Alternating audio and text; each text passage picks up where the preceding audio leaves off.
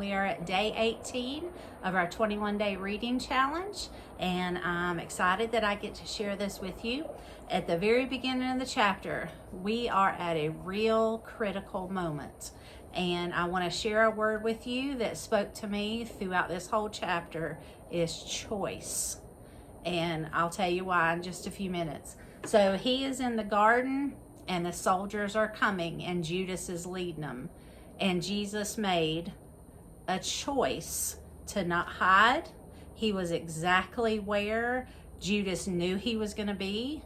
Every night during the Passover, he had been in this garden.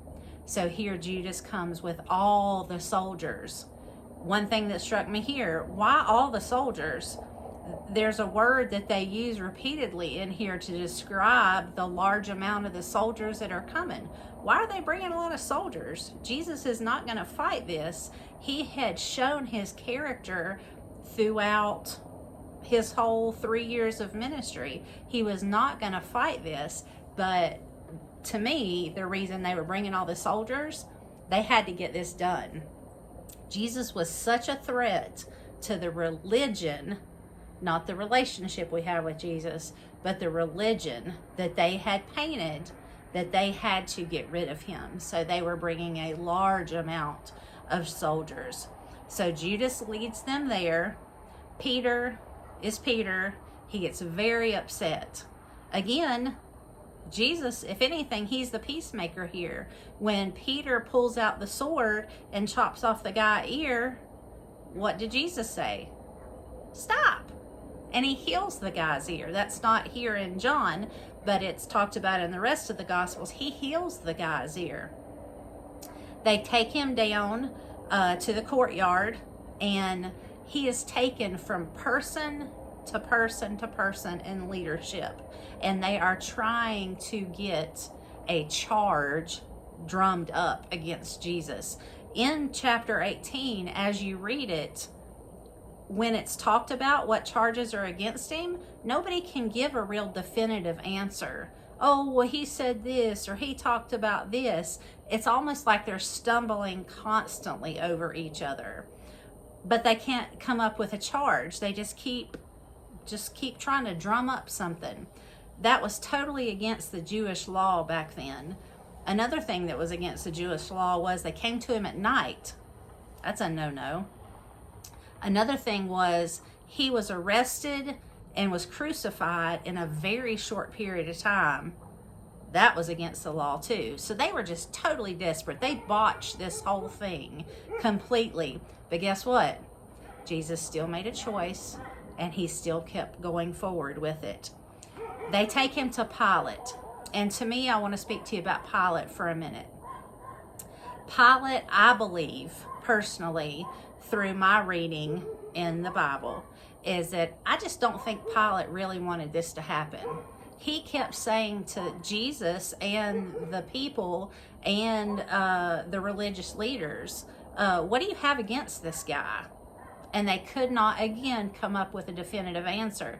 Pilate even went to the people and said, I'm going to hand over a guy to you we're going to let this guy go. So why don't we let go of Jesus?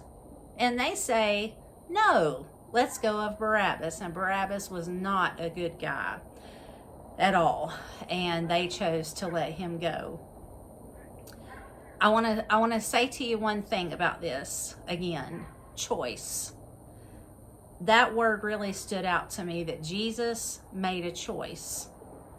Do I make a choice all the time to choose Jesus? Because here in chapter 18, he clearly chose me. He chose you. He chose all of us. He could have been out of there in the blink of an eye. He said in verse 6, I am. He said it again, I am.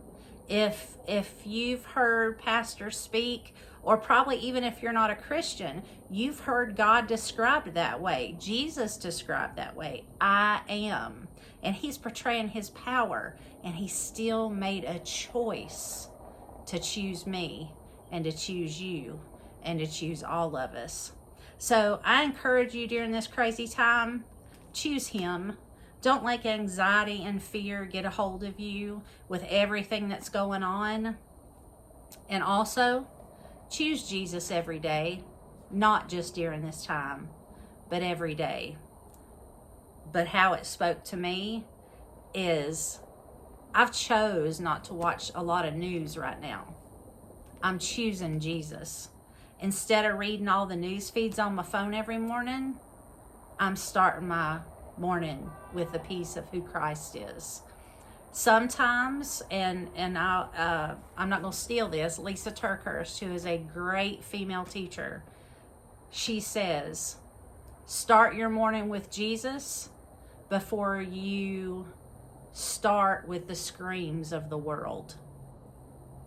Choose his peace before you listen to the screams of the world, because the screams of the world are going to get us off track, and they're going to get us anxious.